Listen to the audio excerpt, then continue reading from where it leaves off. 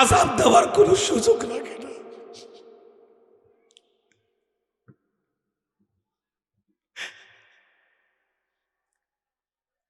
এই কোরআনকে লালন করে কেউ কোনোদিন অপমানিত লাঞ্ছিত হয় নাই। এই কোরআনকে বুকে করে নিয়ে বলছি, যেই দিন মাদ্রাসায় কোরআন শরীফ নেব টাকাটা ছিল না, নানির কাছে দৌড়ে গেছিলাম, নানি আমি কোরআন কিনবো, টাকা দাও। নানি কাপড়ের আসল থেকে 50টা টাকা আমাকে দিয়েছিলেন। দেওয়ার সময় বলছিলেন, আমি যেদিন মারা যাব তুমি আমার জানাজা কইরো। যেদিন আমার নানি মারা গেলেন আমি জানাজা নিজে করেছি। ওই কথাটাই আমার কানে ভেসে আসতেছে, আমার জানাজা করিও। লোকজন কত দেরি করে কেন? আর আমি তো আমার আল্লাহকে বলতেছি। জানাজা হয়ে গেল, আমি নিজে কবরে লাশ নামালাম।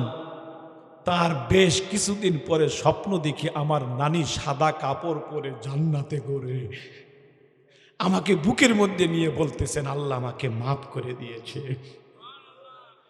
শেষ কথা হলো, জীবনে দেখা হোক আর না হোক, কোনোদিন কানে যদি খবর আসে আমাদের গ্রামে যে হুজুর আসছিলেন আর দুনিয়াতে নাই, আমার জন্য দোয়া করেন, আল্লাহ যেন আমাকে মাফ করে দেন।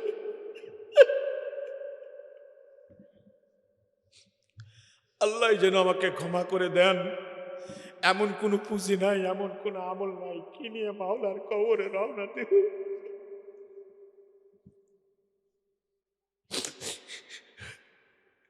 ও বাবা, আমি বক্তা হিসেবে পছন্দ না হলেও লাথি দিয়ে দূরে দিও না, আমার হাতটা ফেরত দিও না। সকলের পা ধরে ধরে বলি, আল্লাহকে নিয়ে কবরে যাইও।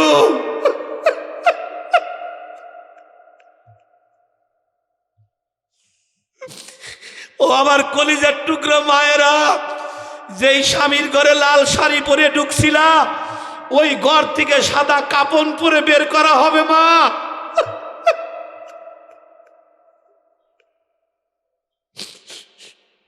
আসেন, দীর্ঘ রাত হয়ে গেল, আমার মনে হয় মাহফিলটা কবুল হইতেছে আল্লাহর কাছে। আমি দেখেছি আমার আম্মারে,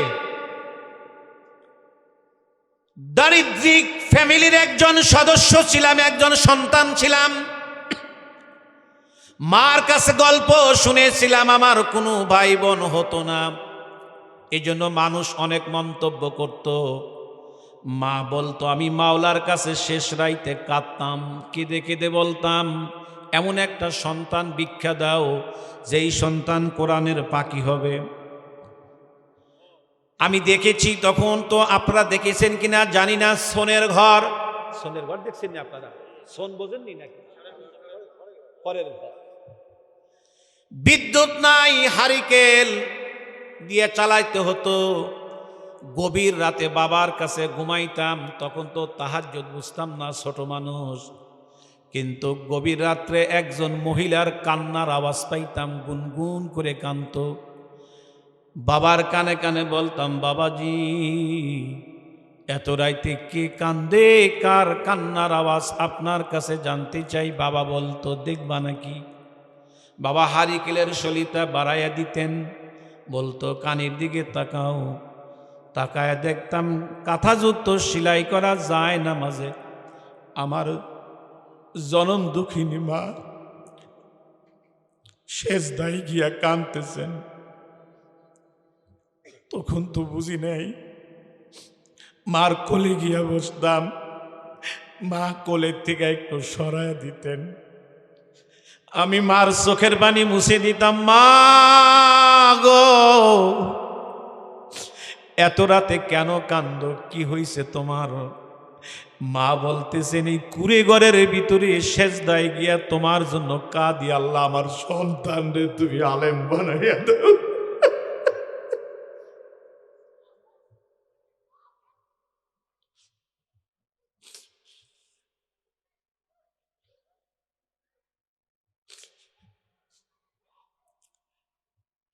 মায়ের চোখের পানির কত পাওয়ার,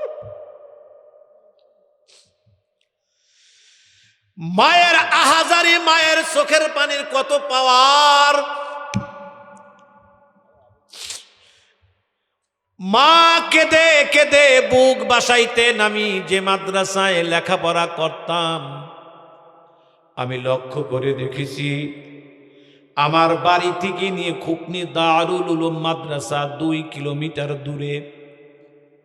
মাদ্রাসার বোর্ডিং এর তেমন টাকাও দিতে পারতাম না। আমার মা বাড়ি থেকে খানাগুলি পাক করে নিয়ে নিজ হাতে তিনি মাদ্রাসায় পায়ে হেঁটে যাইতেন খাবার দেওয়ার জন্য।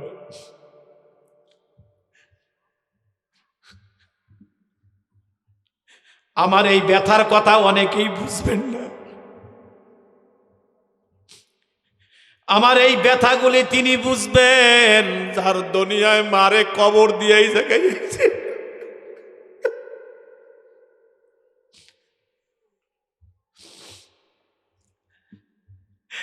বর্ষার দিনে মাকে দেখতাম নৌকা ভাড়া 5টা টাকা লাগতো। জনম দুঃখিনী মা, ওই 5টা টাকা নৌকালাকে না দিয়ে মা কাপড় ভিজে ভিজে সাঁতরায় আসতেন।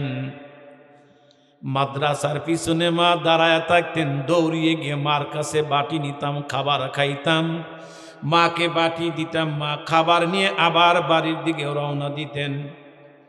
পাশের গ্রামের মেয়েরা জিজ্ঞাসা করত, বেটার জন্য এত কষ্ট করো, এই বেটা বড় হলে কি তোমাকে ভাত কাপড় দেবে? মা বলছিলেন, বোন বাতের জন্য না, আমার বেটা আলেম হবে যেদিন। ওগো রসুল আপনি পড়ুন।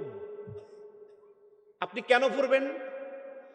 যেহেতু আপনি কুল কায়নাতের ভিতরে যত মানুষ জিন ইনসান আছে, এই জিন ইনসানের নেতৃত্ব আপনি দিবেন।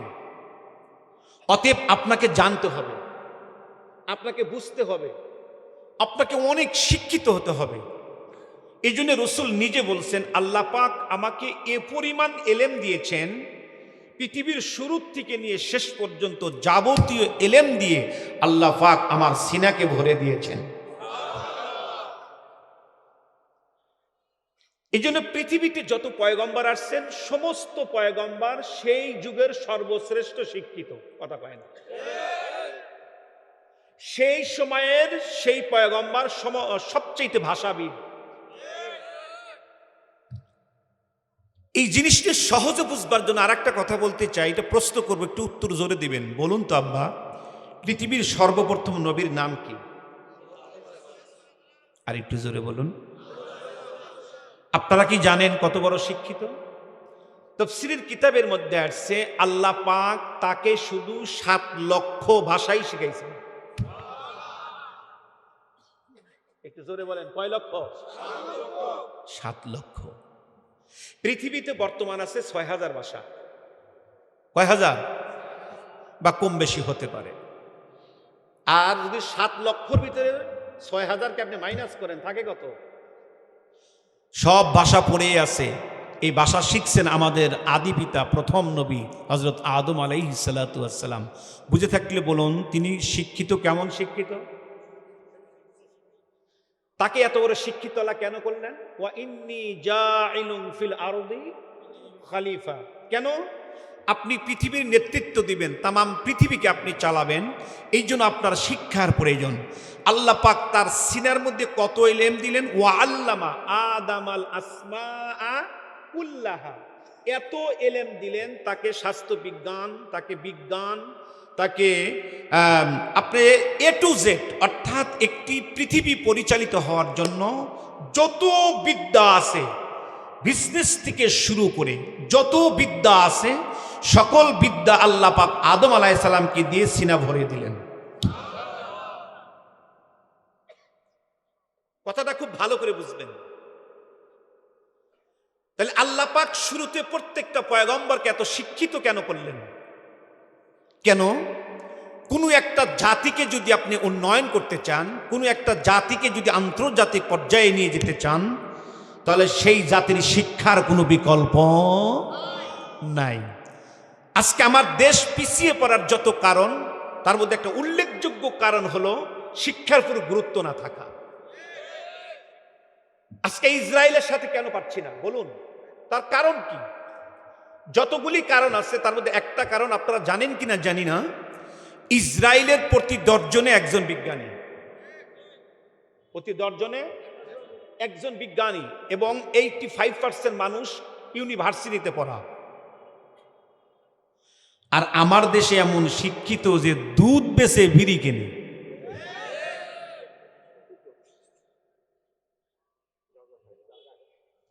ওই যে বলতেছে গাঁজাও খায়। এই দেশটাকে ভালো কেমনে করবেন, কি করে করবেন? সম্মানিত সুধী, শিক্ষাই জাতির মেরুদণ্ড।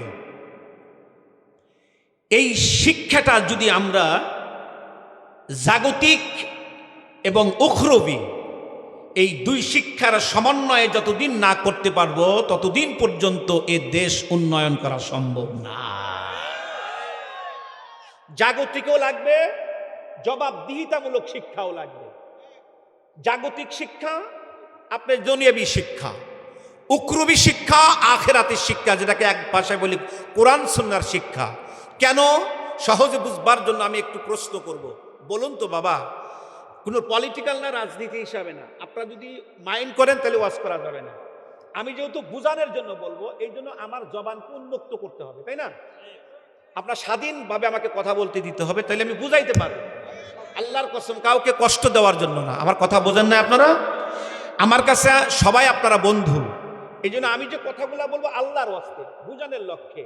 আমি জিজ্ঞাসা করতে চাই, বলুন তো আমার এই বাংলাদেশ থেকে কি 2-1 টাকা চুরি হয়ে বিদেশে গেছে? কেন গেল? কথা ভালো করে বুঝেন। আমাদের সিরাজগঞ্জে চোরকে 2টা ভাষা ব্যবহার করে, একটা হলো ছেসরা চোর, একটা ভিআইপি চোর। যারা ছেসরা চোর তারা জুতাও চুরি করে। এরকম আছে না নাই? হুজুরও দেখে না। এই কুড়িগ্রামের কথাই বলতেছি, মাহফিলে এসে এত কান্দাইলাম, কেঁদে থেকে নামে দেখি আমার জুতা নাই, তাহলে আমারটাও চুরি করছে। তাহলে কি বুঝলেন যে জুতাও চুরি হয়? আচ্ছা, আপনাদের মধ্যে যে লোকগুলো আছেন জীবনে এক জুতা হারাইছে এমন লোক কি আছেন এই জায়গায়? ওই দেখেন যে হাত তুলছে, কত হাত। ওই যে আপনারও হারাইছে, দেখেন আমাদের অতিথিরও হারাইছে। তাহলে তারা জুতা চুরি করে, যারা মোবাইল চুরি করে, এরা হলো ছেসরা চোর। আচ্ছা, একটা জুতা চুরি করলে এই দেশের কয় টাকায় ক্ষতি হবে? 30 টাকা, 20 টাকা, 50 টাকা। একটা মোবাইল যদি চুরি করে কত টাকায় চুরি হবে? হয়তো 10,000, 20,000, 50,000, 1 লাখ। কিন্তু কেউ যদি কলম দিয়ে চুরি করে,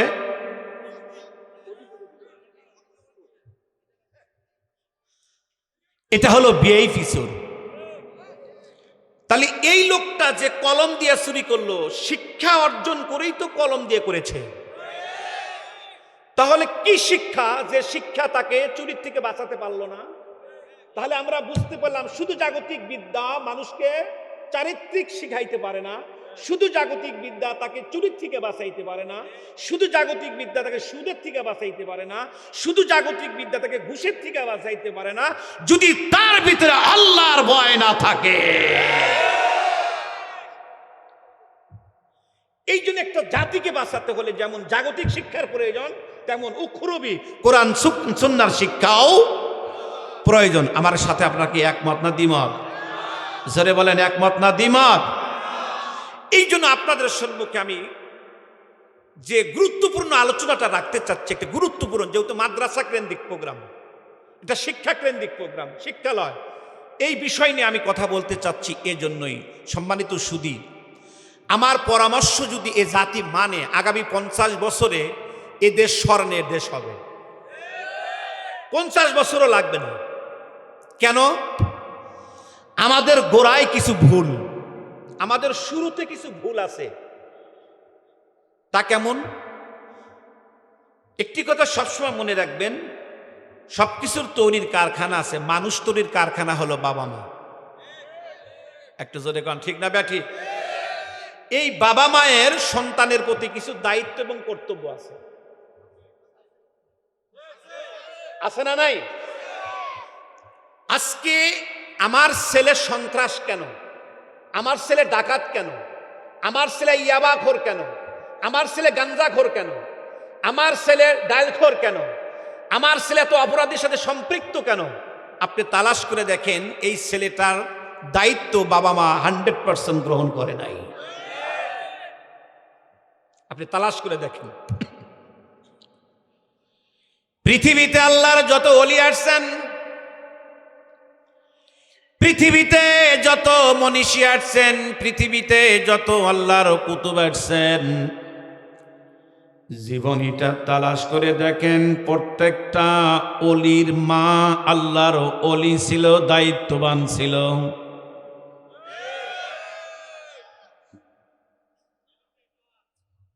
মা বোনকে আজকে শুনতেছে? মহিলা আছে? আম্মাজান আমার কথাগুলি ভালো করে বুঝবেন। কেন? সন্তান তৈরির কারখানা হলো মা বাবা। সুবহানাল্লাহ কয় না? বাবা যদি ভালো হয় সন্তান ভালো হয়, বাবা যদি ভালো হয়, মা বাবা যদি ভালো হয় সন্তান সন্ততি ভালো হয়।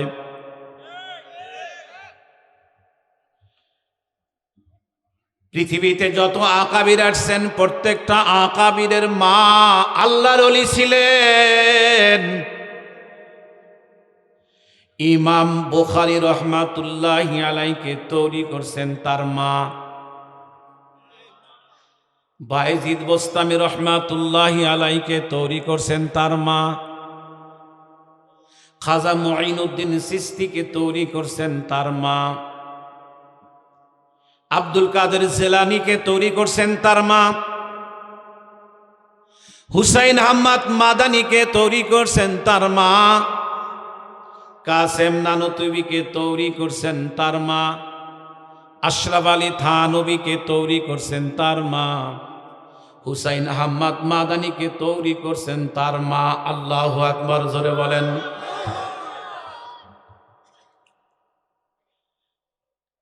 এই জন্য মা যদি আল্লাহওয়ালা হয় সন্তান আল্লাহওয়ালা হবে,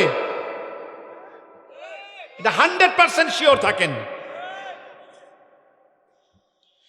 ইমাম বুখারী রহমাতুল্লাহি আলাইহি হাসতে হাসতে বাড়িতে আসতেছেন। ওনার মা ওনাকে দেখে বললেন, বাজান তুমি হাসো কেন? উনি বলতেছেন, মা আমার চেহারা দেখে 1,00,000 কাফের ইসলাম কবুল করেছেন।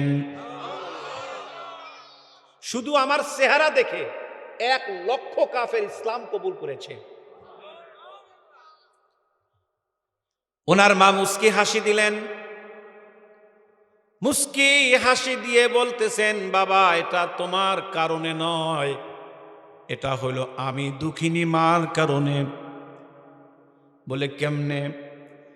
বলে তুমি যখন আমার পেটে ছিলে আমি মা কোনোদিন তোমাকে পেটে রাখা অবস্থায় তাহাজ্জুদের নামাজ কাজা করি নাই।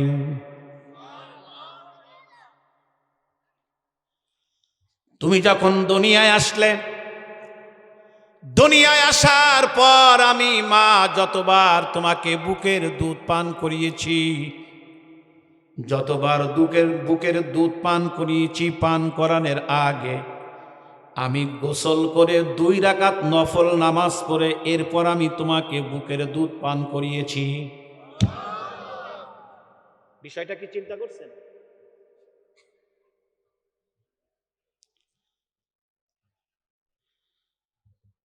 আমি কোনোদিন পর্দার খেলাপ করি নাই। দিবানিশি আমি তোমার জন্য শুধু কেঁদেছি। আল্লাহর কাছে আমি দরখাস্ত দিয়েছি, আল্লাহ পাক আমার চোখের পানিকে ফেরত দেননি। আজকে তোমার চেহারা দেখে 1,00,000 কাফের ইসলাম কবুল করেছে। বাবা নিশ্চয় এটা আমার চোখের পানির বরকতে।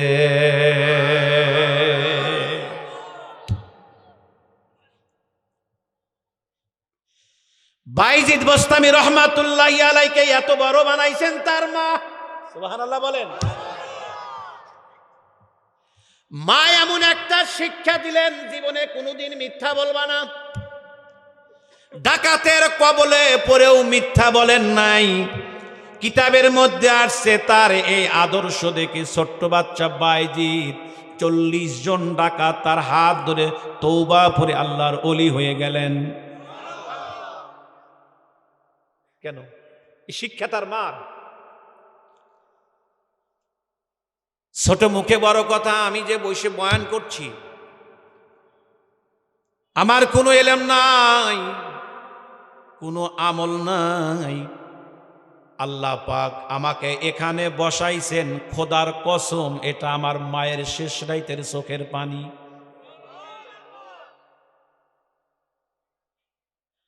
আমার মা বড় কোনো শিক্ষিতা মা না, কিন্তু কেমন একজন মানুষের কাছে তিনি কোরআনুল কারীম শিখেছেন, যিনি হুসাইন আহমদ মাদানী রহমাতুল্লাহি আলাইহির খলিফা ছিলেন। যেই হুসাইন আহমদ মাদানী আল্লাহর রসুলের রওজার পাশে 1 নয় 2 নয় 18 বছর বুখারী পড়াইছেন।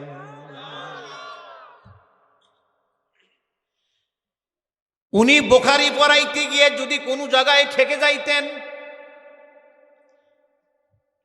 উনি আল্লাহর রসুলের দিকে ধ্যান করতেন, আর আল্লাহর রসুল রওজার ভিতর থেকে বলে দিতেন,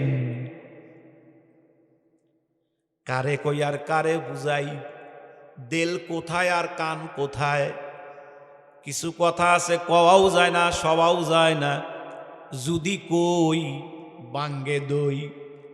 কিছু কিছু মানুষের জন্য মদিনা 5,500 কিলোমিটার দূর, আবার কিছু মানুষের জন্য মদিনা চোখের সামনে। আল্লাহ কি কই আর কি বুঝাই।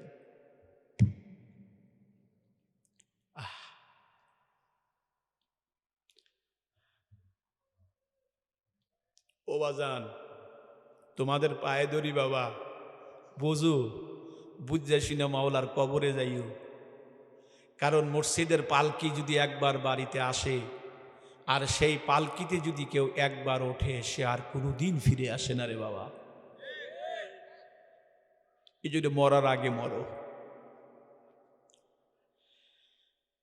আমি দেখেছি আমার আম্মারে,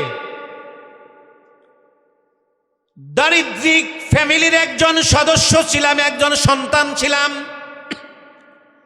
মার কাছে গল্প শুনেছিলাম, আমার কোনো ভাই বোন হতো না। এই জন্য মানুষ অনেক মন্তব্য করত। মা বলতো, আমি মাওলার কাছে শেষ রাইতে কাঁদতাম, কেঁদে কেঁদে বলতাম, এমন একটা সন্তান ভিক্ষা দাও যেই সন্তান কোরআনের পাখি হবে। আমি দেখেছি, তখন তো আপনারা দেখেছেন কিনা জানি না, সোনের ঘর। সোনের ঘর দেখছেন না আপনারা? সোন বোঝেননি নাকি? খড়ের ঘর, বিদ্যুৎ নাই, হারিকেল দিয়ে চালাইতে হতো। গভীর রাতে বাবার কাছে ঘুমাইতাম, তখন তো তাহাজ্জুদ বুঝতাম না, ছোট মানুষ। কিন্তু গভীর রাত্রে একজন মহিলার কান্নার আওয়াজ পাইতাম, গুনগুন করে কাঁদত। বাবার কানে কানে বলতাম, বাবাজি এত রাইতে কে কান্দে, কার কান্নার আওয়াজ আপনার কাছে জানতে চাই। বাবা বলতো, দেখবা নাকি? বাবা হারিকেলের সলিতা বাড়াইয়া দিতেন, বলতো কানের দিকে তাকাও। তাকায় দেখতাম কাঁথা যুক্ত সেলাই করা যায় না মাঝে আমার জনম দুঃখিনী মা সেজদায় গিয়া কাঁদতেছেন। তখন তো বুঝি নাই, মার কোলে গিয়া বসতাম, মা কোলের থেকে একটু সরাইয়া দিতেন, আমি মার চোখের পানি মুছে দিতাম। মা গো, এত রাতে কেন কান্দ, কি হইছে তোমার? মা বলতেছেন, এই কুড়ে ঘরের ভিতরে সেজদায় গিয়া তোমার জন্য কাঁদি, আল্লাহ আমার সন্তান রে তুমি আলেম বানাইয়া দাও।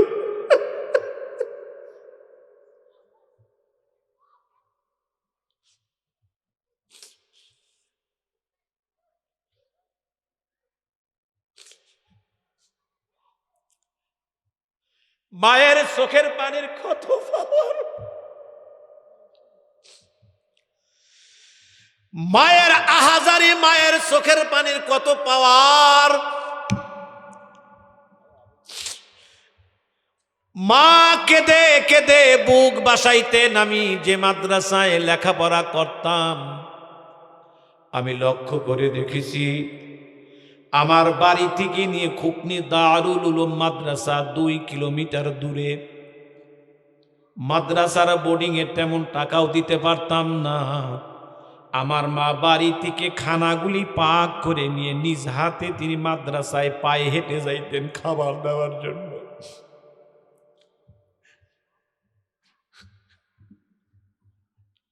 আমার এই ব্যথার কথা অনেকেই বুঝবেন না। আমার এই ব্যথাগুলি তিনি বুঝবেন যার দুনিয়ায় মারে কবর দিয়েই জায়গাছে।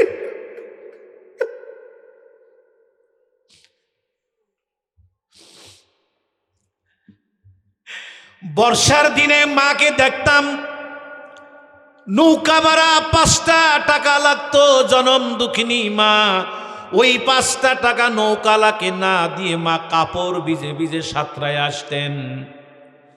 মাদ্রাসার পিছনে মা দাঁড়ায় থাকতেন, দৌড়িয়ে গিয়ে মার কাছে বাটি নিতাম, খাবার খাইতাম, মাকে বাটি দিতাম, মা খাবার নিয়ে আবার বাড়ির দিকে রওনা দিতেন। পাশের গ্রামের মেয়েরা জিজ্ঞাসা করত, বেটার জন্য এত কষ্ট করো, এই বেটা বড় হলে কি তোমাকে ভাত কাপড় দেবে?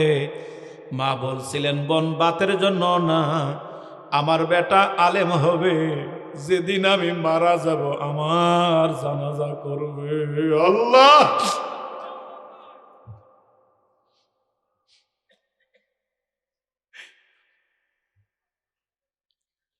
আজকে 4টা ছেলের মাথায় পাগড়ি দিলাম, এই কথাটাই মনে হইল।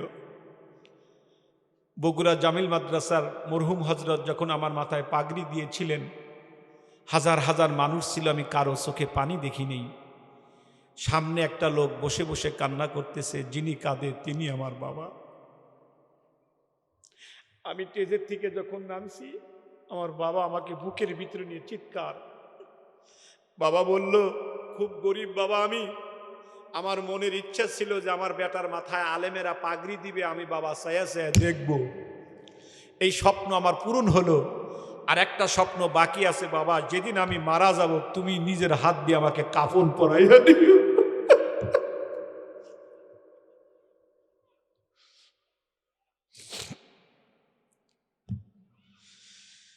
এই জন্য কথা আমার বড় সংক্ষেপ হবে।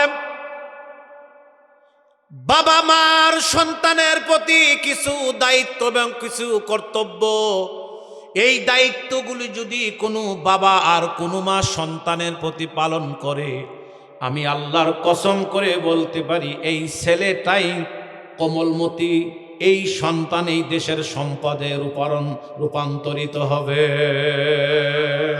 আল্লাহু আকবার বলেন। কথাটা খুব ভালো করে বুঝবেন। মায়ের সন্তানের প্রতি 7টা দায়িত্ব, এই 7টা দায়িত্ব আমি সংক্ষিপ্তভাবে বলবো। 1 নম্বর দায়িত্ব হলো, সন্তান যখন দুনিয়ায় আসবে, আসার সঙ্গে সঙ্গে তার ডান কানে আজান, বাম কানে ইকামত। সুবহানাল্লাহ বলেন। গুরুত্বপূর্ণ একটা সুন্নাত, এই সুন্নাতের খবর আজ পর্যন্ত কেউ জানে না, অনেকেই জানে না। বাচ্চা যখন হবে, হওয়ার সঙ্গে সঙ্গে ডান কানে আজান, বাম কানে ইকামত। কেন আজান, কেন ইকামত? জানাজার নামাজে কোনো আজান নাই, জানাজার নামাজে কোনো ইকামত নাই।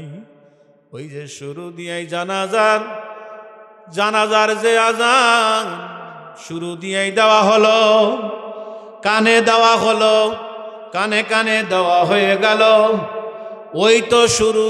যার কারণে জাহান্নামে জানাজায় কোনো কি নাই, আজান নাই, একামত নাই। মুসলমান বাপজিরা আমার, এই জন্য নবীর সুন্নাত হলো ডান কানে আজান, বাম কানে হলো একামত। 2 নম্বর দায়িত্ব হলো, যখন সন্তান গ্রহণ করবে 7 দিনের দিন তার সুন্দর একটি নাম চয়ন করা, যেই নামটা হতে হবে কোরআন সুন্নাহ মোতাবেক। 3 নম্বর 7 দিনের দিন একটা আকিকা করা। আকিকা করা সুন্নাত, গুরুত্বপূর্ণ একটা সুন্নাত। সন্তান ছেলে সন্তান হলে দুটি ছাগল বা খাসি, একটি যদি মেয়ে হয় একটি ছাগল বা খাসি। যদি কেউ সন্তানের আকিকা করেন, আল্লাহ পাক এ উসিলায় সন্তানকে বালা মুসিবত থেকে আল্লাহ পাক কি করবেন? হেফাজত করবেন। 4 নম্বর দায়িত্ব হলো ইলমে দ্বীন শিক্ষা দেওয়ার জন্য সন্তানের বড় ভূমিকা পালন করতে হবে। সুবহানাল্লাহ জোরে বলেন। এইবার হলো মূল দায়িত্ব, তোমার সন্তানকে তুমি মানুষ রূপে গড়ে উঠাবা। তোমার সন্তানকে প্রথমত ইলমে দ্বীন শিক্ষা দিতে হবে। যেমন হযরত লোকমান আলাইহিস সালাতু ওয়াস সালাম, আল্লাহ পাক কোরআনুল কারীমে বলেছেন, লোকমান আলাইহিস সালাতু ওয়াস সালাম তার বেটাকে নসিহত করতে গিয়ে বলেন, ওয়া ইন ক্বালা লুকমানু লিইবনিহি ওয়া হুয়া ইয়াইযুহু ইয়া বুনাইয়া লা তুশরিক বিল্লাহ ইন্নাশ শিরকা লাযুলমুন আযীম।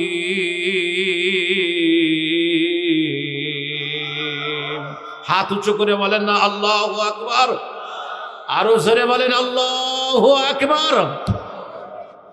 তাহলে বাবা মার 4 নম্বর দায়িত্ব হলো সন্তানকে ইলমে দ্বীন শিক্ষা দেওয়া। সুবহানাল্লাহ বলেন।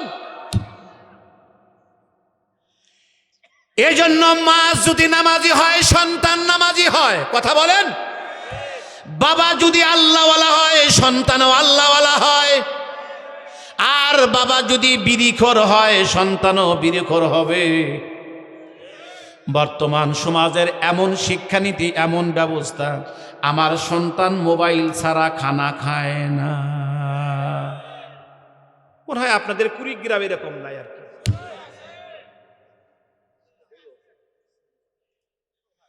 আমার কলিজাটা ছিঁড়ে যায় যখন তখন বাচ্চাদের হাতে মোবাইল দেখি। আপনি কি জানেন আপনাকে কতভাবে গ্রাস করা হয়েছে? আপনি কতভাবে আপনাকে পঙ্গ করা হয়েছে? আপনি কি জানেন বর্তমান মুসলিম সমাজের ও সভ্যতার অবস্থা কি? আমি একটা কথা বলে যাচ্ছি, মরে গেলে হয়তো মনে করবেন এইটা মনের খাতায় লিখে রাখেন, কাগজে লিখে রাখলে ছিঁড়ে যাবে। শান্তি হবে না, অশান্তি ধেয়ে আসতেছে। এত কালো মেঘ ধেয়ে আসতেছে, বুঝবেন এমন কোনো ঘর পাবেন না যে ঘরে মুসলমানের লাশ পাবেন না। এমন কোনো রাজপথ পাবেন না যে রাজপথে মুসলিমের লাশ পাবেন না। আপনারা জানেন পশ্চিমা শক্তিগুলি সব মুসলমান বিধাংশিতে মুসলমানকে গ্রাস করার জন্য সব ঐক্যবদ্ধ হয়ে লেগেছে। এই জন্য প্রযুক্তির মাধ্যম দিয়ে মুসলমানকে পঙ্গ করতে যা করা দরকার তারা তাই চালিয়ে যাচ্ছে। এই জন্য পশ্চিমাদের ছেলেদের হাতে মোবাইল ফোন নাই, কিন্তু মুসলমানের ছেলেদের হাতে মোবাইল এখন বড় বাধ্যতামূলক।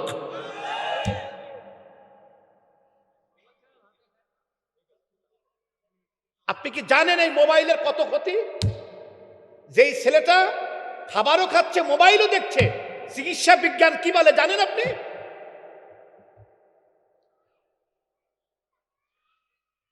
আমি এই কথাটা কেন বলতেছি? আচ্ছা, আপনাদের কষ্ট হচ্ছে নাকি?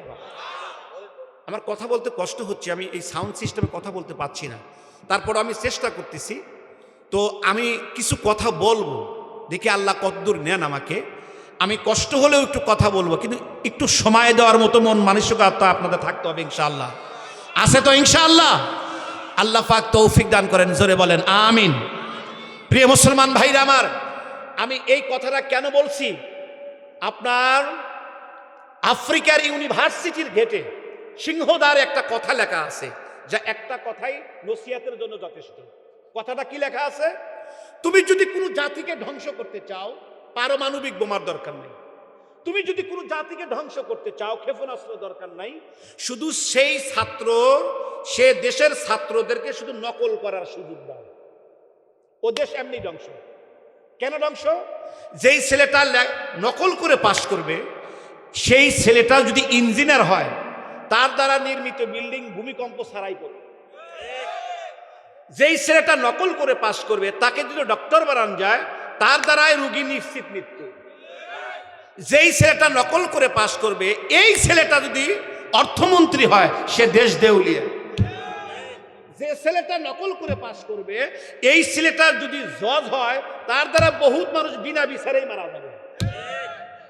অতএব কোন জাতিকে ধ্বংস করতে হলে পারমাণবিক দরকার নাই, শুধু ছাত্রদেরকে একটু নকল করার সুযোগ দাও। এই জন্য ভাই, আমার দেশকে নিয়ে অতীতে যত ষড়যন্ত্র হয়েছে, উল্লেখযোগ্য একটা ষড়যন্ত্র পূর্বের আলোচক বলে গেছেন। একটা ষড়যন্ত্র হলো শিক্ষানীতিকে ধ্বংস করে দেওয়া, শিক্ষা খাতকে ধ্বংস করে দেওয়া। কি বলে? তাদের ছেলেরা গবেষকের মাধ্যমে নবনিত্য প্রযুক্তি আবিষ্কার করে, আর আমাদের দেশের ছেলেরা টাকার অভাবে গবেষণা করতে পারে না। যেই গবেষণা না করার কারণে ব্রিলিয়ান ছেলেগুলি পশ্চিমারা সেখানে গিয়ে যখন তারা ক্লাস করে, অধ্যয়ন করে, তারা টাকার বিনিময়ে তাদেরকে রেখে দেয়। আমার দেশের সম্পদ ব্রেন এদেরকে আসতে দেয় না। একটা কথা জেনে রাখেন, পৃথিবীতে সবচেয়ে বড় সম্পদ হলো মানব সম্পদ। হ্যাঁ, ওই মানুষকে যদি আমরা মানব সম্পদে পরিণত করতে পারি। অনেক বুদ্ধিজীবী বলে এদেশের জনসংখ্যা বেশি, 18 কোটি জনগণ। আমি বলি তোমার মাথায় পোকা ধরেছে। আরে মানব সম্পদ তো সবচেয়ে বড় সম্পদ। আমাদের ব্যর্থতা হলো 18 কোটি মানুষকে আমরা মানুষ বানাইতে পারি না।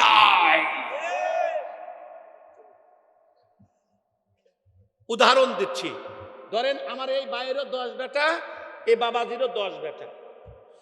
এই ভাইয়ের 10 বেটা চাকরি করে, প্রতি মাসে 10 কোটি টাকা ইনকাম করে। এই বেটা তো শেষ রাতে দোয়া করবে, আল্লাহ আর যদি 10টা দিতে। কথা কয় না, কি দোয়া করবে? আল্লাহ আরো যদি 10টা দিতা অনেক ভালো হইতো। আর এই বাবাজির 10 বেটা 10টাই ডোকলা। ডোকলা বোঝেননি? মানে কাজ কাম করে না। 10 জনে এক বিড়ি মিলে খায়। এই বেটা দোয়া করবে, আল্লাহ 10টা আজকেই নিয়ে যাও, এ আমার দরকার নাই। এই বেটা আরো 10টার জন্য দোয়া করে, কেন? 10টা ছেলে কর্মঠ। কথা কয় না। এই বেটাই 10টা ছেলে মৃত্যু কামনা করে, কেন? 10টাই ডোকলা, কাজ নাই, তাদের পরিশ্রম নাই। আমরা 18 কোটি জনগণকে বোঝা কখন মনে হবে? যখন 18 কোটি জনগণকে সম্পদ রূপে গঠন করতে পারবো না। যখন 18 কোটি মানুষের 36 কোটি হাত, আমরা 36 কোটি হাতকে যখন শিক্ষার মাধ্যমে, কারিগরি শিক্ষার মাধ্যমে, বিভিন্ন শিক্ষার মাধ্যমে, গবেষণার মাধ্যমে 18 কোটি হাতকে যখন উন্নয়নের কাজে লাগাতে পারবো, তখন নয় আমাদের মনে হবে আরো 18 কোটি দরকার। আমার দেশের মানব সম্পদকে ধ্বংস করে দিয়েছে এক শ্রেণীর অসাধু রাজনীতিবিদ। এদের বুকে থুতু মারি আমরা। এই নোংরা রাজনীতি বাংলাদেশে আর হতে দেওয়া হবে না।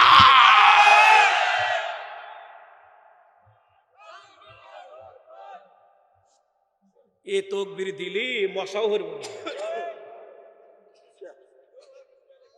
এটা কি তাকবীর?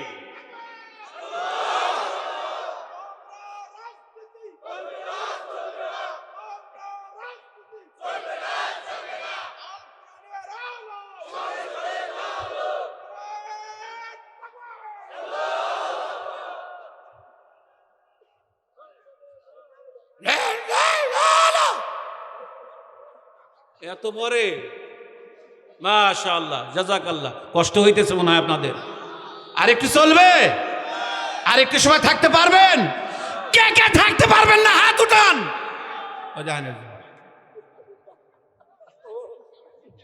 ওই যে আমি একটু পরীক্ষা করলাম, তালে আছেন না বেতালে আছেন? ময়মনসিংহের একটা মাহফিল, সেটাকে অনেক রাত করে তারা। এ ভাই জাহান্নামে যাবেন কে কে? সবাই হাত তুলেছে। হুজুর বেতালে উঠাইছি। তবে যারা উঠাইছেন তারাও পাস, যারা উঠান নাই তারাও পাস। যারা উঠাইছে তারা হুজুরের মহব্বতে উঠাইছেন, হুজুর বলছে টাইম নাই।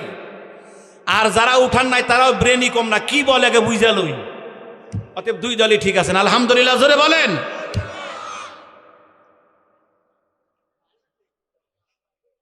আমার সাবজেক্ট কি? শিক্ষা। বলেন আমার সাবজেক্ট কি? শিক্ষাই জাতির। একটা উদাহরণ দেব কি? দেব?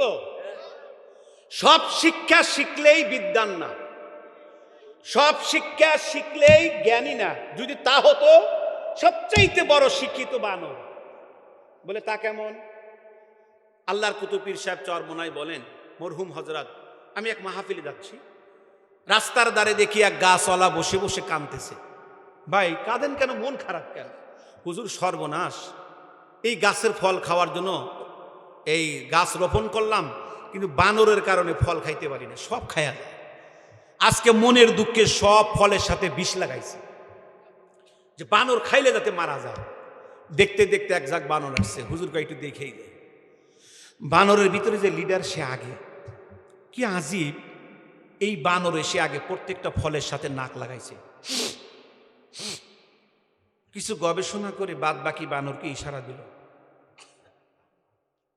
সুবহানাল্লাহ কয় না? সব চলে গেছে। জঙ্গলে গিয়ে কিসের যেন পাতা নিয়ে আসলো। পাতা নিয়ে আসার পরে অর্ধেক পাতা খায়া ফল খাইতে শুরু করছে। অবশিষ্ট পাতা খাইয়া মিছিল করতে করতে চলে গেছে, একটা বানরও মরে নেই। হুজুর বললেন, কি বিষ মিশ্রিত করছে, বানর তো মইল না। হুজুর বলে, আমিও আশ্চর্য, এই বিষ বানাইতে গিয়া বহুজন মারাও গেছে, কিন্তু বানর খাইলেও মইল না কে? তার মানে বানর জানে এই জায়গায় যে বিষ মিশ্রিত, এর ক্রিয়া নষ্ট করতে হলে এর চেয়ে দামি ঔষধ আমাকে খাইতে হবে। তাহলে সব বিদ্যা শিখলেই যদি বিদ্বান হওয়া যায়, জ্ঞানী হওয়া যায়, ডাক্তার হওয়া যায়, বানরের সাথে বড় ডাক্তার দুনিয়ায় নেই। কথা কয় না রে? সব বিদ্যা শিখে বিদ্বান নয়, যদি তাই হয় সবচেয়ে বড় শিক্ষিত মুরগি। কথা কয় না? দেখবেন এই মুরগির বাচ্চা যখন আপনাদের এলাকায় কি অবস্থায়, মা বোনেরা টুকরি বোঝেন না, ধামা কয়, এর মধ্যে কি দেয়? খ্যার খ্যার খ্যার খ্যার না কি কয়, খ্যার দিয়ে ডিমগুলা এমনি করে সিরিয়াল করে দেয়। এখন ডিমে যদি সিরিয়াল করে 1 2 3 4 5 6, আর মুরগির কানে যদি কয়, এই যে সিরিয়াল করে দিলাম, এইভাবেই ডিম দিবি, নাহলে কান ফাটাবো। সকালে সিরিয়াল দিবেন, বিকালেই ঠিক নাই। কেন ঠিক নাই? দেখবেন পেটের নিচে ডিমগুলি পা দিয়ে সামনে নেয়, আবার সামনের ডিমগুলি পা দিয়ে পেটের নিচে নিয়ে আসে। কেন নিয়ে আসে? মুরগি জানে বাড়িওয়ালার কথা মতো যদি আমি ডিমে বাচ্চা ফোটাইতে চাই, তাহলে পেটের নিচে যে ডিমগুলি, এই ডিমে বাচ্চা ফুটবে, সাইডের ডিমে বাচ্চা ফোটা সম্ভব নয়। এই জন্য একবার পেটের নিচে ডিমগুলি সামনে নেয়, সামনের ডিমগুলি আবার পেটের নিচে নিয়ে আসে। কেন নিয়ে আসে? যাতে অ্যাকুরেট তাপমাত্রা লাগে, সমস্ত ডিমেই বাচ্চা ফোটে। বুঝে থাকলে বলুন, এই মুরগির ডিম কতটুকু তাপ লাগবে, এই জন্য কি তার কাছে কোনো থার্মোমিটার আছে? যদি বলেন আছে। অথচ একজনের জ্বর আসলে ডাক্তার থার্মোমিটার দিয়ে তারপরে নির্ণয় করে কত ডিগ্রি জ্বর আসছে। এই থার্মোমিটার ছাড়া নির্ণয় করতে পারে না। মুরগির কাছে কোনো থার্মোমিটার মেশিন ছিল না। সব বিদ্যা শিখলেই যদি ডাক্তার হওয়া যায়, মুরগির চাইতে বড় ডাক্তার দুনিয়ায় নাই। তাই দেখে কি মুরগিকে বড় ডাক্তার বলছে? তাহলে কি বুঝলেন? কোন বিদ্যা, কিসে বিদ্যা? ওই বিদ্যা যেই বিদ্যার ভিতরে ভুল নাই, ত্রুটি নাই, পদস্খলন নাই, একবারে কারেক্ট 100% সহি এবং শুদ্ধ। যেই বিদ্যা সম্পর্কে আল্লাহ চ্যালেঞ্জ দিয়ে রাখছে, ফাতু বিসূরাতিম মিন মিসলি, সাহস থাকলে এরকম একটা আয়াত বানিয়ে নিয়ে দেখাও। আজ পর্যন্ত চ্যালেঞ্জ কেউ গ্রহণ করে নাই। তাহলে বোঝা গেল একমাত্র বিদ্যা, কেবলমাত্র সবেমাত্র সেই বিদ্যার নামই হলো কোরআনের বিদ্যা। যদি কোন ঠিক না ব্যাটিক? তবে আমি একমত, জাগতিক বিদ্যারও প্রয়োজন।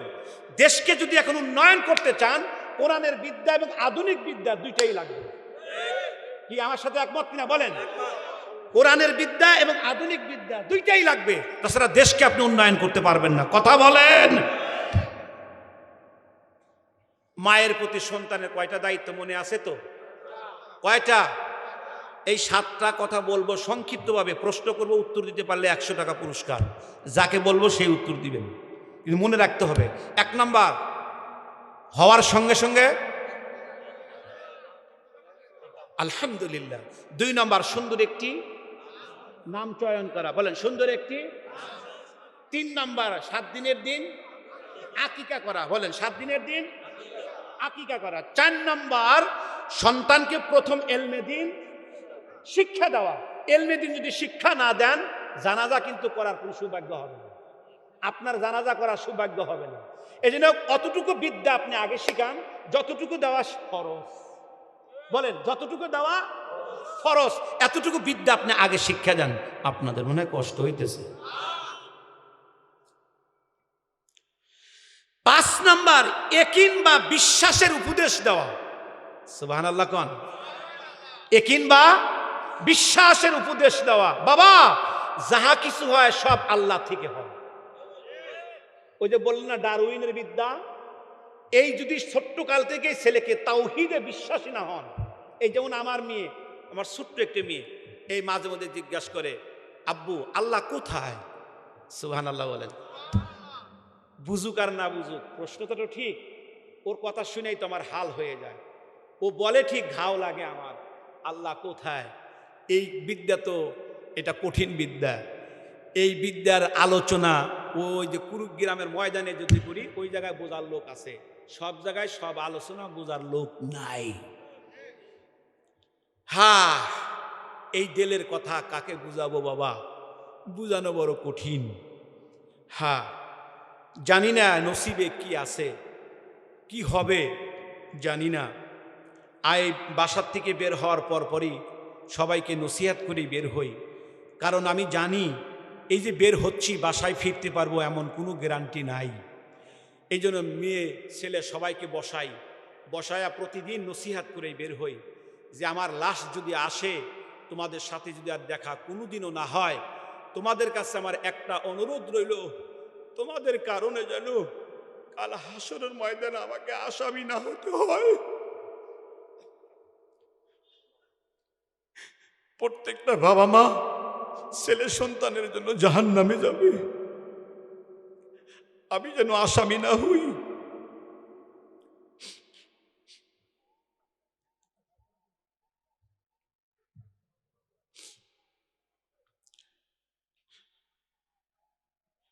আজকে জাতির দিকে তাকাইলে কলিজাটা ছিঁড়ে যায়। শ্রদ্ধাবোধ নাই, সম্মান নাই, ইজ্জত নাই, আদব নাই, কায়দা নাই। আস্তে আস্তে দিন বিলীন হয়ে যাইতেছে। আমরাও লোভের মধ্যে পড়ে যাচ্ছি, আমাদের দ্বারাও গুনাহ হচ্ছে। ওই যে একজন আলেম আমাকে ঘরে জিজ্ঞাসা করতেছেন, হুজুর আমাকে কিছু নসিহাত করেন। আমি বললাম, ভাই আমি কি নসিহাত করব, আমি নিজেই তো নসিহাত করার উপযুক্ত।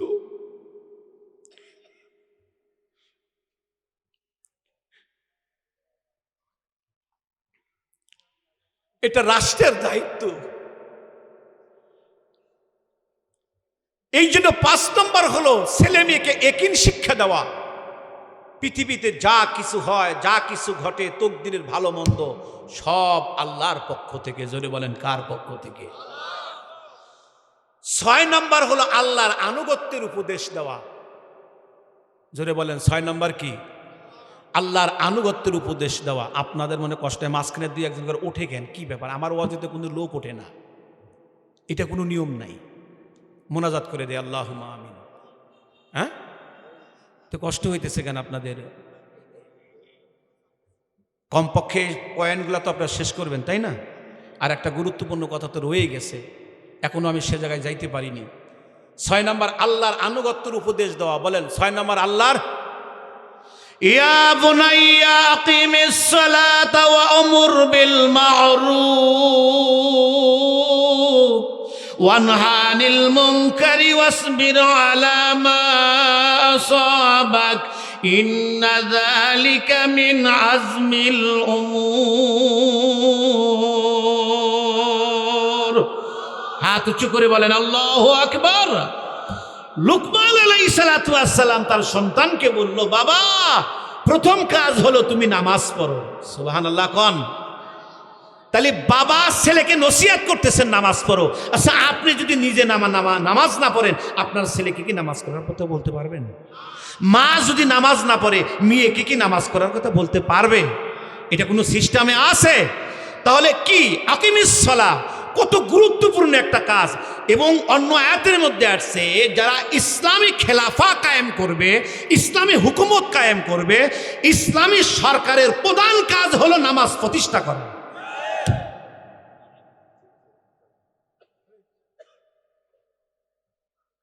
আজকে খুশি লাগছে এই কথাটা বলে, আর সামনে কথা বাড়াবো না, এই কথাটা বলে আমি শেষ করব। আপনারা জানেন, বলার সময় তো সকলে ভালোই বলে, খারাপ কেউ বলে না। মাগার সেটা যদি আমলে বাস্তবায়ন হয় তাহলে তো কথা কি কথা ঠিক না? কোনো প্রবলেম, কোনো সমস্যা আপনাদের? সমস্যা না তো? মাশাআল্লাহ। আজকে আপনারা দেখেছেন ঢাকাতে হযরত ওলামা ইকরাম ইসলামী সমমনা 8টি দল সেখানে কিছু কথা বলেছে।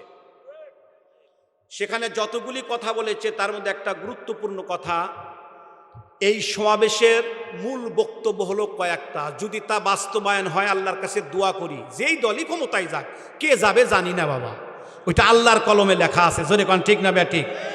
তবে যেটাই যাক যেটাই হোক এগুলো যেন বাস্তবায়ন হয়, একটু জোরে বলবেন না আমিন।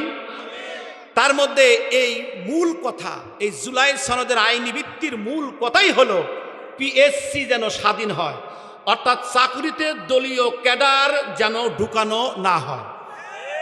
যারা ক্ষমতায় যায়, দুঃখজনক হলেও সত্য, কপালটা পুড়ে গেছে, এই জন্য দলীয় ক্যাডারগুলি সে বিদ্যা থাক আর না থাক, 1 নম্বর হোক আর 2 নম্বর হোক, আমার দলের কিনা তারে ঢুকাও, এইটাই দেশ পতনের মূল কারণ।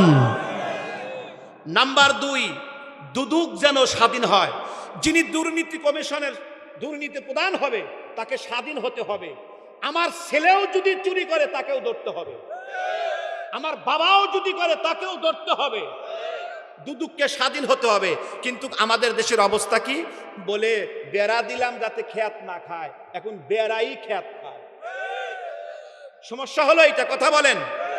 আর একটা বিষয় হলো, সেখানে গুরুত্বপূর্ণ একটা বিষয় যেটা আমার ভালো লাগছে, মানবাধিকার কমিশন সিএজি যেন স্বাধীন হয়, অর্থাৎ রাষ্ট্রীয় প্রতিষ্ঠানগুলো যেন দলের খেলনা না হয়। রাষ্ট্রীয় প্রতিষ্ঠান, থানা আইনের ভিত্তিতে চলবে, হাইকোর্ট তার স্বাধীন মতো চলবে, সুপ্রিম কোর্ট তার স্বাধীন মোতাবেক চলবে, কারো হেলোতে যাতে না চলে, কথা বলেন ঠিক না ঠিক? তাহলে দেখবেন আইন প্রতিষ্ঠা হয়ে যাবে। আর একটা কথা হলো, প্রধানমন্ত্রী আর দলনেতা আলাদা হোক, যে এক ব্যক্তি সব যাতে না হয়। আর এক সমস্যা, আর একটা হলো প্রধান বিচারপতি হবেন সিনিয়র মোস্ট বিচারপতি, লবিং এবং দলীয় চাপে যেন বিচারপতি নিয়োগ না হয়। বিচারপতির কলম চলবে আল্লাহর ভয়ে, বলেন কার ভয়ে? আল্লাহর ভয়ে চলতে হবে। আর একটা বিষয় হলো, উচ্চ কক্ষে মহিলা আসনে জনগণের প্রতিনিধি হোক, মানে যে ক্ষমতায় যায় তাদের দল থেকে সেই মহিলা আসন সেই নিয়োগ দেওয়া হয়, এরকম যাতে না হয়। এই কথাগুলোই মূল কথা হলো জুলাই সনদের আইনি ভিত্তি। আল্লাহর কাছে দোয়া করি এমন সমাজ, এমন দেশ যেন আল্লাহ আমাদেরকে উপহার দেয়, জোরে বলেন আমিন। সে যেই হোক, যে দলের হোক। আরে ভাই, আল্লাহর কসম, কোরআন শরীফ হাতে নিয়ে বলতেছি, আমরা কারো বিরোধী না, আমরা আওয়ামী লীগের বিরোধী না, আমরা জামাতের বিরোধী না, আমরা বিএনপির বিরোধী না, আমরা জাতীয় পার্টির বিরোধী না, আমরা বেজালের বিরোধী। বলেন আমরা কিসের বিরোধী? বেজালের বিরোধী। আমরা যা চাই তা যদি আওয়ামী লীগে করে, আল্লাহর কসম কোনোদিন আমরা বলবো না। আমরা যা চাই তা যদি বিএনপিও করে, কোরআন শরীফ হাতে নিয়ে বলতেছি, রাজনীতি করবো না। আমরা যা চাই তা যদি জাতীয় পার্টিও করে, আমরা কোনোদিন রাজনীতি করব না। আমরা কি চাই? আমরা চাই সাম্য, মানবিক মর্যাদা এবং দেশের ভূখণ্ড, ন্যায় বিচার, কোরআনের শাসন, এইটা আমরা চাই। এটা যে দলই করবে তাদের কর্মী আমরা। কথা বলেন, কথা বলেন। আল্লাহ পাক এই তৌফিক আমাদের দিক, জোরে বলেন। আর একটা কথা বলে যাই, আর দেখা হবে কিনা জীবনে জানি না, সেই কথাটা অনুরোধ করি, সকলে পা ধরে বলছি, স্বাধীনতার পর থেকে নিয়ে সকল রাজনৈতিক দলের কাছে আমরা অনুরোধ করেছি, কেউ আমাদের কথা রাখে নাই।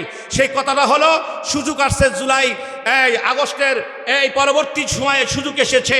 স্বাধীনতার পর থেকে নিয়ে সংসদে একটা আইন করার কথা বলছিলাম, নবীর পরে কোনো নবী নাই এবং কাদিয়ানি কাফের, এই কথাটা কেউ আমাদের রাখে নাই। এখন সময় আসছে, সুযোগ আসছে, যারা ক্ষমতায় যাবে তাদের ইশতিহারে ঘোষণা থাকতে হবে, পার্লামেন্টে যাওয়ার পরই প্রথম আইন করব, নবীর পরে নবী নাই, কাদিয়ানি কাফের, কাদিয়ানি কাফের, এই ঘোষণা করতে হবে, না হলে তাদের সাথে আমরা নয়। কে কে রাজি আছেন? হাত উঁচু করে রাখুন।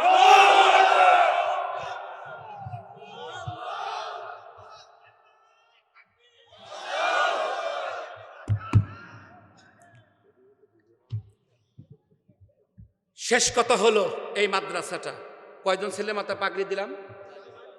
4 জন। মাদ্রাসার সভাপতি কেডা? চলে গেছে। সেক্রেটারি জানি কে?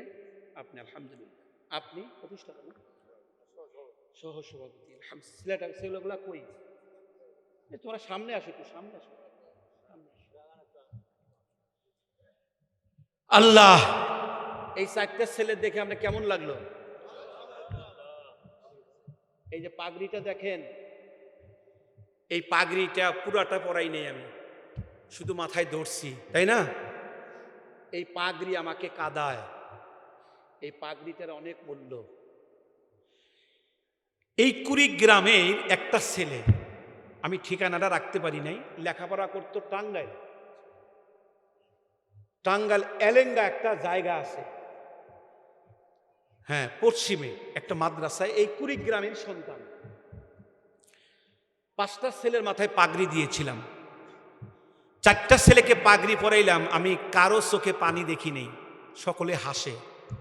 সর্বশেষ যে ছেলেটার মাথায় পাগড়ি দিলাম, সেই ছেলেটার বাড়ি হলো এই কুড়িগ্রাম। এই কুড়িগ্রামের মাটি, আমার দেল বলে এটা ইসলামের একটা ঘাঁটি। কুড়িগ্রামের প্রশংসা আমরা সব জায়গায় করি। এই কুড়িগ্রাম আসার সময় লাইভ দিছি, লাইভে আমি বলছি যে আমি এমন এক জেলায় যাচ্ছি যেই জেলার মাটিতে ঘুমিয়ে আছেন বসিরউদ্দিন মুন্সি উঠবে গুবু মুন্সি। এই কুড়িগ্রাম সেই কুড়িগ্রাম। ছেলেটার মাথায় যখন আমি পাগড়ি ধরেছি, ছোট মানুষ, ওর চোখের পানি দিয়ে ওর বুক ভিজে যাচ্ছে, আমি সহ্য করতে পারছি না। ওর মাথাটা আমার এ কাঁধে নিয়ে আমার রুমাল দিয়ে ওর চোখের পানিটা মুছি দিয়ে কানে কানে জিগাইছি। বন্ধুরা হাসে, তুমি কাঁদো কেন? তোমার বাড়ি কোথায়? কুড়িগ্রাম। বাবা কি হয়েছে তোমার? ছেলেটা চোখের পানি ছেড়ে দিয়ে বলল, হুজুর, বন্ধুরা হাসে, আমি কেন কাঁদি কি বলবো। সকালবেলা আমার 4 জন বন্ধুর বাবা আসছে, মা আসছে, এসে সকলকেই কোলে নিল, কত চুমো খাইল, কত হাদিয়া দিল, কিনে নিল। হুজুর, সকাল থেকে নিয়ে অপেক্ষা করলাম, আমার কেউ আসলো না। কেন বাবা, তোমার মা বাবা আসে নাই? হুজুর, আমার বাবা মা কোনোদিনও আসবে না। কেন? আজকে যে সাদা পাগড়ি আমার মাথায় পরিয়ে দিলেন, এই সাদা কাপনের কাপড় পরে আমার মা আর বাবা চিরজীবনের মতো চলে গেছে।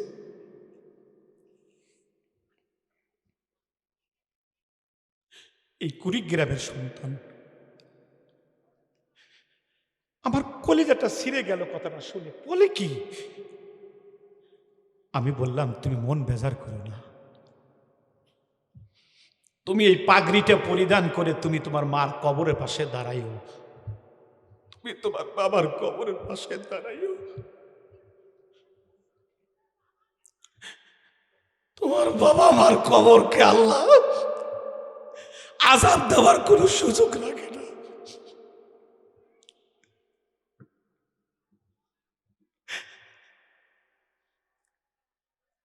এই কোরআনকে লালন করে কেউ কোনোদিন অপমানিত লাঞ্ছিত হয় নাই। এই কোরআনকে বুকে করে নিয়ে বলছি, যেই দিন মাদ্রাসায় কোরআন শরীফ নেব, টাকাটা ছিল না, নানির কাছে দৌড়ে গেছিলাম, নানি আমি কোরআন কিনবো, টাকা দাও। নানি কাপড়ের আসল থেকে 50টা টাকা আমাকে দিয়েছিলেন। দেওয়ার সময় বলছিলেন, আমি যেদিন মারা যাব তুমি আমার জানাজা কইরো। যেদিন আমার নানি মারা গেলেন, আমি জানাজা নিজে করেছি, ওই কথাটাই আমার কানে ভেসে আসতেছে, আমার জানাজা করিও। লোকজন কত দেরি করে কেন? আরে আমি তো আমার আল্লাহকে বলতেছি। জানাজা হয়ে গেল, আমি নিজে কবরে লাশ নামালাম। তার বেশ কিছুদিন পরে স্বপ্ন দেখি আমার নানি সাদা কাপড় পরে জান্নাতে ঘোরে, আমাকে বুকের মধ্যে নিয়ে বলতেছেন, আল্লাহ আমাকে মাফ করে দিয়েছে। শেষ কথা হলো, জীবনে দেখা হোক আর না হোক, কোনোদিন কানে যদি খবর আসে আমাদের গ্রামে যে হুজুর আসছিলেন আর দুনিয়াতে নাই, আমার জন্য দোয়া করেন, আল্লাহ যেন আমাকে মাফ করে দেন।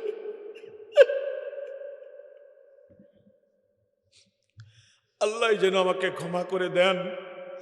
এমন কোনো পুঁজি নাই, এমন কোনো আমল নাই কি নিয়ে মাওলার কবরে রওনা দেব।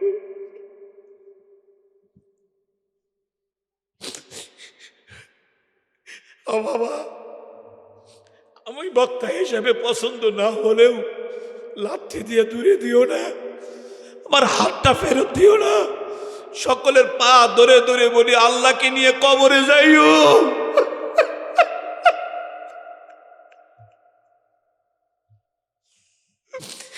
ও আমার কলিজার টুকরা মায়েরা, যেই স্বামীর ঘরে লাল শাড়ি পরে ঢুকছিলা, ওই ঘর থেকে সাদা কাপড় পরে বের করা হবে মা।